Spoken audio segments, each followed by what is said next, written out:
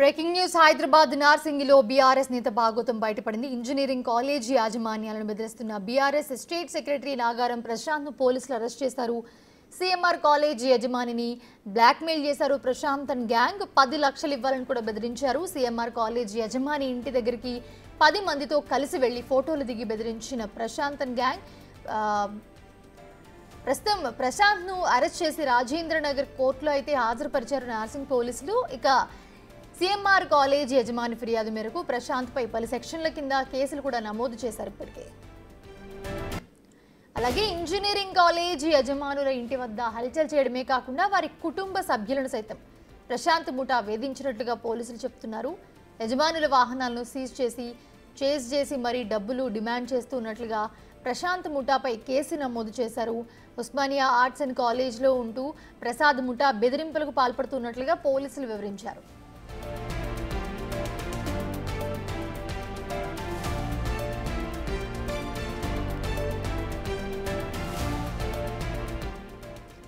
ఇదే అంశానికి సంబంధించి మరిన్ని అప్డేట్స్ అందించడానికి మా ప్రతినిధి సురేష్ లైవ్ లో జాయిన్ అవుతున్నారు. సురేష్, ప్రస్తుతం చూస్తున్నాము ఇంజనీరింగ్ కాలేజ్ యాజమాన్యాలను బెదిరిస్తున్నట్లుగా తెలుస్తోంది BRS state secretary Nagaram Prashant. So ఏం జరిగింది ఈ కేసులో, ఏం చెప్తున్నారు కాలేజ్ యాజమాన్యం? పోలీసులు ఇప్పటికీ అదుపులోకి తీసుకున్నారా ఆయన్ని?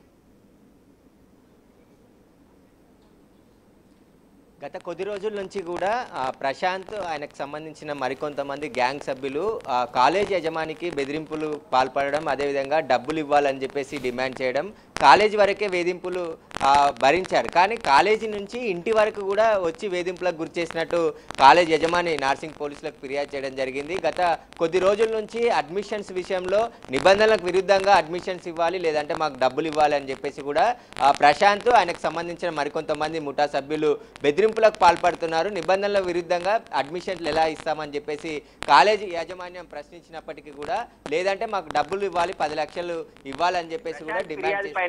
నార్సింగ్ పోలీసులు కేసు నమోదు చేసి ఈ రోజు అరెస్ట్ చేయడం జరిగింది. ప్రస్తుతం నార్సింగ్ పోలీస్ స్టేషన్ నుండి రాజేందర్ నగర్ కోర్టుకి తరలించడం జరిగింది. అని న్యాయమూర్తి ముందు హాజరుపరిచేందుకు తీసుకెళ్లడం జరిగింది. ప్రశాంత్ తో పాటు వచ్చిన మరో 10 మంది కోసం పోలీసులు గాలిస్తున్నారు.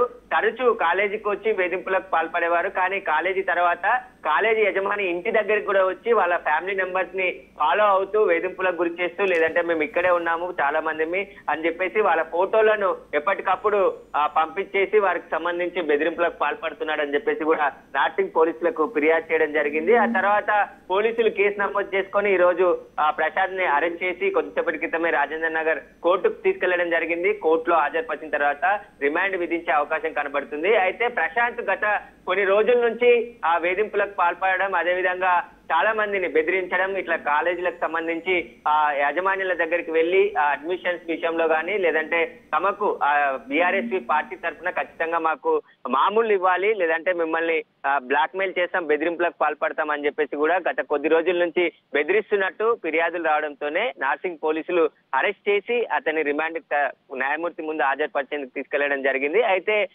నిన్న యజమాని ఇంటి దగ్గరికి వెళ్లి వాళ్ళ మహిళలు బయటికి వెళ్తే వాళ్ళ మహిళలు బయటికి వెళ్తే వాళ్ళ కార్లను కూడా ఫాలో అయ్యి తన వెంబడి వచ్చిన మరో 10 మందితో ఫోటోలు దిగి ఆ ఫోటోలని వాట్సాప్ ద్వారా వాళ్ళకి పంపించి బెదిరింపులకు పాల్పడినట్టు గుర్తించడం జరిగింది. ప్రస్తుతం అయితే ప్రశాంత్ని అరెస్ట్ చేశారు పోలీసులు. ఇతను ఉస్మానియా యూనివర్సిటీలో ఉంటూ ఆ బెదిరింపులకు పాల్పడుతున్నాడని చెప్పేసి కూడా గుర్తించడం జరిగింది. ప్రశాంత్తో వచ్చిన మరో 10 మంది కోసం నార్సింగ్ పోలీసులు గాలిస్తున్నారు. విచారణ అయితే చేస్తారు. ఏమైనా చెప్పాడా అతను దీనికి సంబంధించి?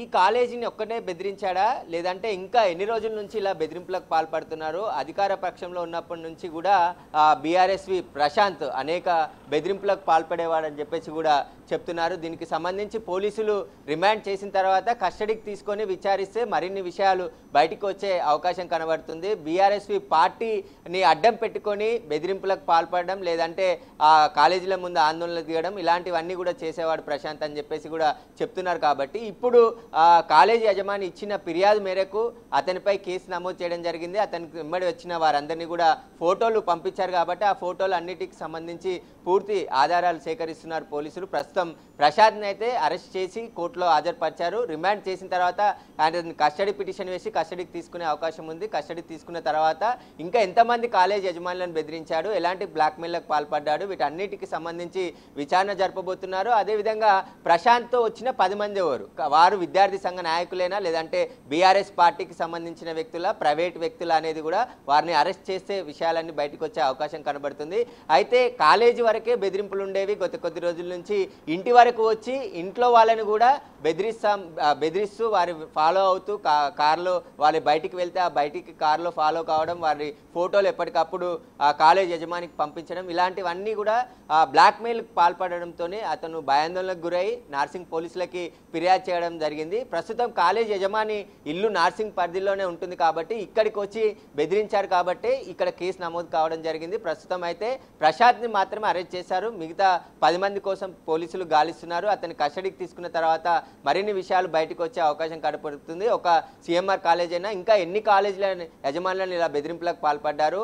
ఆ అడ్మిషన్ల, ముఖ్యంగా కాలేజ్ అడ్మిషన్ల ప్రకారం ప్రభుత్వ నిబంధనల ప్రకారం మేము అడ్మిషన్స్ ఇస్తామన్నప్పటికీ కూడా అలా కాకుండా తన కోటాలో తనకి కావాల్సిన అడ్మిషన్లు కావాల్సిందే, ఖచ్చితంగా తాను చెప్పిన ఫీజు కట్టించుకోవాల్సిందే అని చెప్పేసి కూడా బెదిరింపులకు పాల్పడ్డట్టు కాలేజ్ యజమాని పోలీసులకు ఫిర్యాదు చేయడం జరిగింది. అంతేకాకుండా నెల నెల తనకు మామూలు ఇవ్వాలని చెప్పేసి కూడా బెదిరించినట్టు పోలీసులకు ఫిర్యాదు చేయడం జరిగింది. కాబట్టి పోలీసులు ప్రస్తుతానికి పూర్తి దర్యాప్తు అయితే అతని కస్టడీ తీసుకున్న తర్వాతే పూర్తి విచారణ జరిగే అవకాశం కనబడుతుంది. ఇంకా ఎవరైనా బాధితులు ఉంటే నేరుగా పోలీస్ స్టేషన్కి వచ్చి ఫిర్యాదులు చేయొచ్చు అని చెప్పేసి కూడా పోలీసులు చెప్తున్నారు.